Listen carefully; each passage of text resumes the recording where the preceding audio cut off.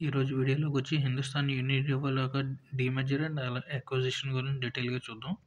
Hindustan Unilever company demerger చేస్తుందనమాట Kwality walls ice cream కంపెనీని, బిజినెస్‌ని. అలాగే దాని ద్వారా ఏంటంటే 1:1 రేషియో కింద వస్తుందనమాట.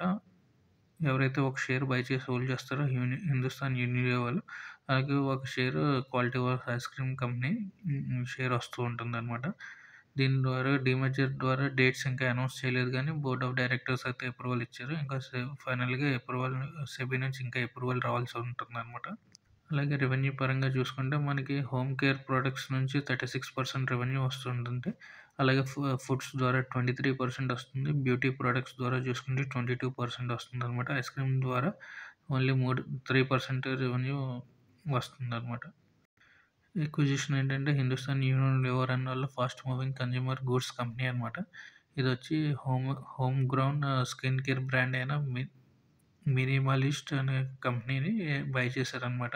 2,955 కోట్లు పెట్టి. అలాగే ఈ కంపెనీ వచ్చి షేర్ ప్రైస్ 90% ఎక్వైర్ చేయడం వల్ల ఈ కంపెనీకి చాలా మంచి ఇంపార్టెంట్ వస్తుందనమాట. ఎందుకంటే ఇప్పటివరకు ప్రాఫిటబుల్ కన్నా ఉంది ఈ కంపెనీ. ఓవరాల్‌గా చూసుకుంటే ఆ కంపెనీ చూసుకుంటే మనకి డైరెక్ట్‌గా కన్జ్యూమర్స్‌కి డీ2సీ సెగ్మెంట్‌లో బిజినెస్ రన్ చేస్తున్నారు. అలాగే హ్మ్. అలాగే 347 క్రోర్స్ రెవెన్యూ వచ్చిందనమాట ఫైనాన్షియల్ ఇయర్ 24లో. ఫైనాన్షియల్ ఇయర్ 23లో చూసుకుంటే 184 క్రోర్స్ ఉంటే ఆల్మోస్ట్ డబుల్ అయిందనమాట రెవెన్యూ కూడా. అలాగే ప్రాఫిట్ కూడా డబుల్ అవుతుంది కాబట్టి ఈ కంపెనీని బై చేయడం వల్ల ఈ కంపెనీకి ఇంకా 4 ఇయర్స్‌లో ఇంకా మంచి గ్రో అయ్యే ఛాన్సెస్ ఉంటాయి. సో, ఈ బిజినెస్ ట్రాన్సాక్షన్స్ కూడా మనకి ఫైనాన్షియల్ ఇయర్ 2026 క్వార్టర్ 1లోనే మనకి చూసుకోవచ్చనమాట. షేర్స్ ఇందులో యాక్టివేట్ అవుతూ ఉంటాయి.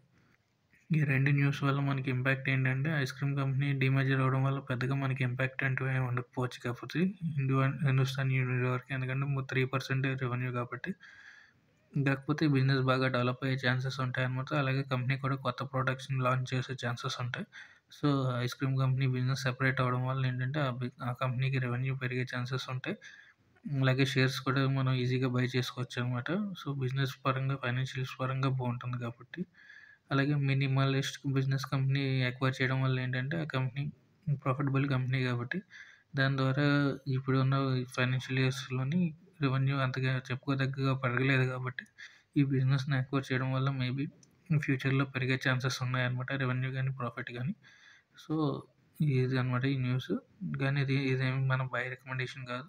సో, ఎవరైనా చూడాలనుకుంటే ఫ్యూచర్ పరంగా ఇంపాక్ట్ ఉండే ఛాన్సెస్ ఉంటాయన్నమాట. Thank you for watching.